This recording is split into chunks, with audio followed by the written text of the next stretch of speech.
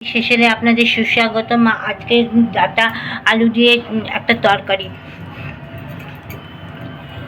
কড়াইতে প্রথমে তেল দিয়ে নিলাম, 2 চামচের মতন তেল দিলাম।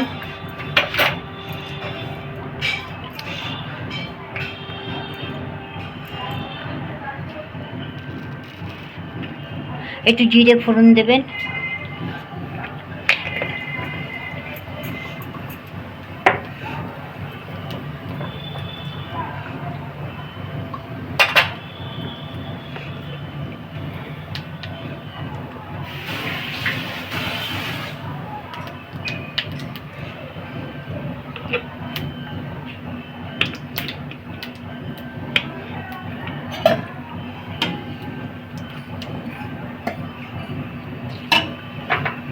এই রেসিপিটা আপনারা রান্না করে খেয়ে দেখবেন, দুর্দান্ত লাগে রেসিপিটা।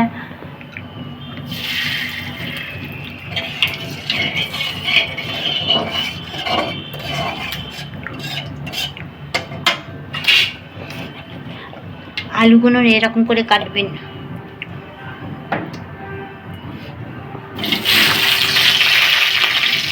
একটু ভাজা ভাজা করবো।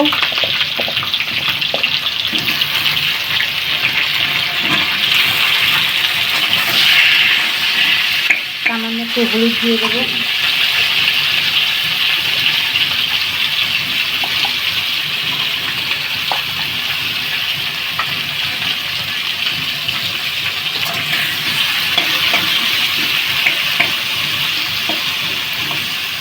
একদিন আমি এই রেসিপিটা করেছিলাম, আপনার দাদার খুব ভালো লেগেছিল, তাই আপনাদের কাছে আমি এই রেসিপিটা শেয়ার করলাম। আর প্লিজ কেমন লাগলো রেসিপিটা আপনারা কমেন্ট করে জানাবেন। আমার আগের ভিডিওটা দেখেছে মৌমিতা কুকিং আর আসমান আক্তার, তাদেরকে অসংখ্য ধন্যবাদ। তারা খুব সুন্দর করে কমেন্ট করে লিখেছেন। আমি নিজেকে ধন্য মনে করছি আপনারা ভিডিওটা দেখে কমেন্ট করছেন বলে। এরপরের ভিডিওটা আপনারা প্লিজ কমেন্ট করে জানাবেন, তাহলে আপনাদের নামগুলো এবং ধন্যবাদ জানাতে সক্ষম হব। আমি জানি না আপনাদের কেমন লাগবে। আপনাদের দাদার এই তরকারিটা খুব ভালো লেগেছে বলেই আপনাদের কাছে শেয়ার করলাম।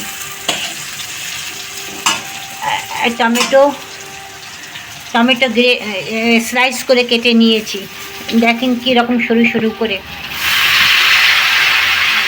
জিরে বাটা, মিক্সিতে বাটবেন না, হাতে বাটবেন, শিলে বাটবেন, তাহলে তরকারিটা স্বাদ হবে না।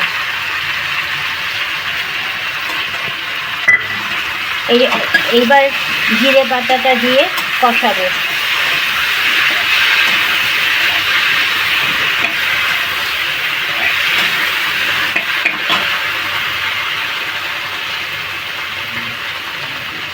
মশলা হয় চন্দন, হবে রন্ধন। মশলাটা যদি চন্দনের মতন হলে রান্নাটাও খুব সুন্দর হবে। আগেকার দিনে মা ঠাকুমারা বলতেন এরকমভাবে। সেই জন্য আমি মিক্সিতে মশলাটা, এই তরকারিটা করতে গেলে আমি মিক্সিতে বাটি না, আমি শিলেই বেটে নিই।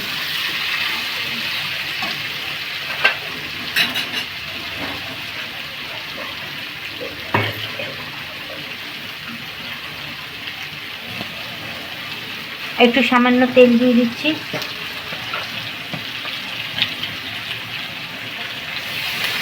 একটু সামান্য জল দিয়ে দেবো, শিল বা জলটা ফেলে নিই, এটা দিয়ে দেবো।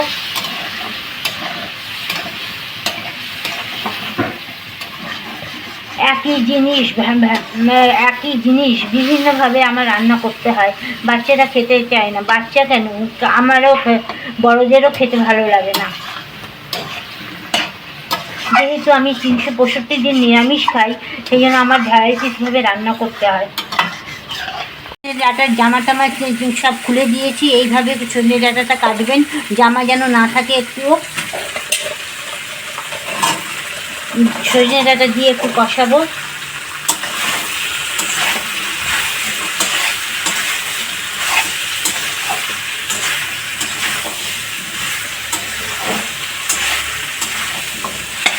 দয়া করে ভিডিওটা একটা লাইক, সাবস্ক্রাইব, কমেন্ট করে জানাবেন। খুব ভালো হয় যদি সাবস্ক্রাইব করে দেন। আপনাদের সাবস্ক্রাইবের অপেক্ষায় আমি রইলাম।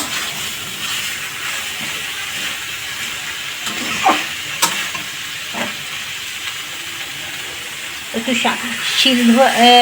মশলার জলটা দিয়ে দিচ্ছি একটু হলুদ দেবো,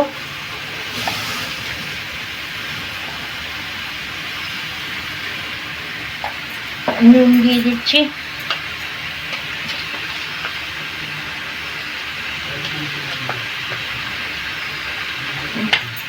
দেড় চামচ নুন দিয়ে দিচ্ছি। আপনাদের তরকারি বুঝে আপনারা নুন দেবেন।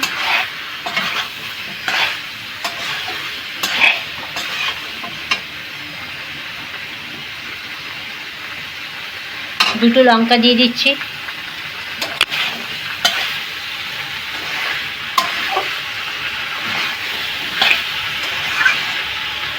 তরকারিতে সবসময় আপনারা গরম জল ব্যবহার করবেন।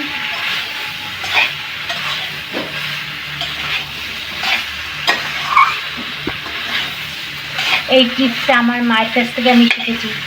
সবসময় তরকারিতে গরম জল দিতেন আমার মা, ওই দেখে শিখেছি।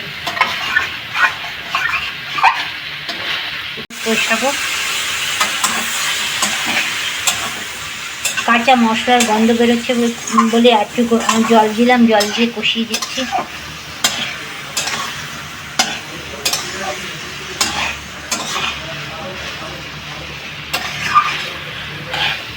তরকারিটা খুব দুর্দান্ত খেতে লাগে। কর্তামশাইয়ের এত ভালো লেগেছে, ওনার অনুরোধে আমি আপনাদের কাছে এই ভিডিওটা, এই তরকারিটা রান্না করে রেসিপিটা যা ছাড়লাম।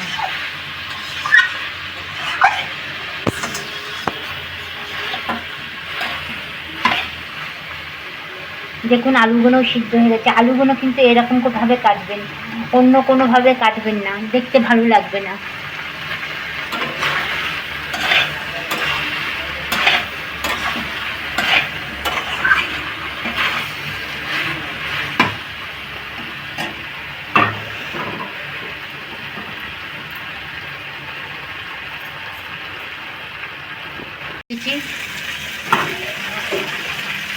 দেখছেন ধোয়া বেরোচ্ছে, এই জলটা তরকারির মধ্যে দিয়ে দেবো।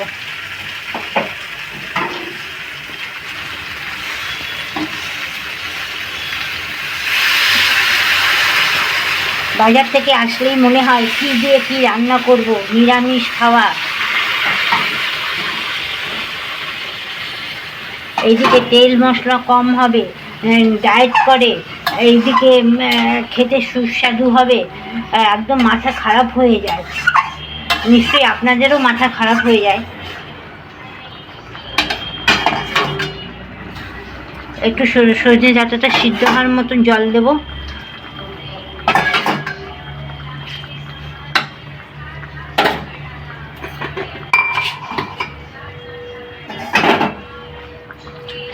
এই রান্নাটা নতুন, প্লিজ আপনারা কমেন্ট করে জানাবেন রান্নাটা কেমন হয়েছে, তাহলে আমি একটু প্রেরণা পাই। বারবার করে বললাম আপনাদেরকে। তরকারিটা ঢাকনাটা খুলে দেখছি কেমন হয়েছে।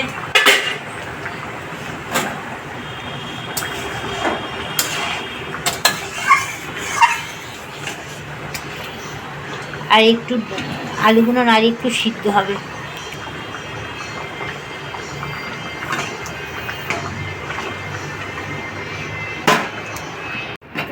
বেশি দেবেন না।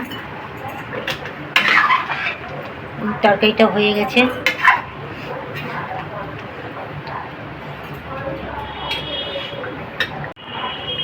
লঙ্কাগুলো ঘষে দেবো। একটু ঝাল ঝাল তরকারিটা না হলে হয় না, ভাল লাগে না তরকারিটা।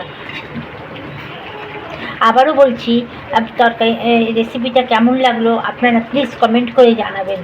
আমার কর্তামশাইয়ের খুব ভালো লেগেছে বলে আপনাদের কাছে শেয়ার করলাম।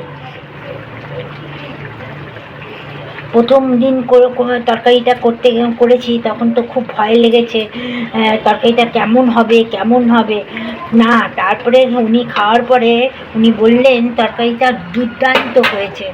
সেই জন্য আপনাদের কাছে এই তরকারিটা আবারও বলছি শেয়ার করলাম, প্লিজ কমেন্ট করে জানাবেন। এই